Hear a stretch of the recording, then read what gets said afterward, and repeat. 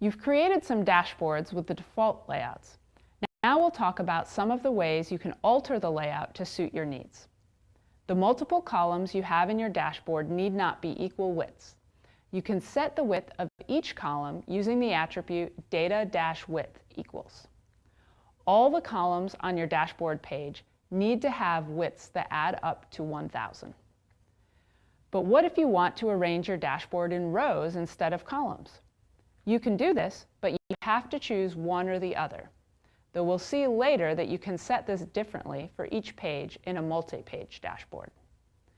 To change the layout mode from columns to rows, we make a change in the header to include the option Orientation Rows.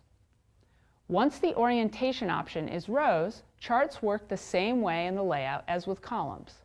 Now, multiple charts grouped under one row are laid out horizontally instead of vertically.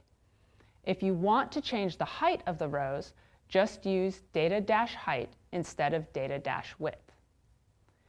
When you lay out your dashboard, if the charts do not easily fit in one screen of vertical space, you can make the dashboard page scrollable. This requires the header option vertical_layout scroll. Now the user can scroll down to see the rest of your dashboard. However, this is generally not good dashboard design. In the next lesson, we'll learn other options for handling more dashboard content than can naturally fit in a single page view. Now let's try some examples.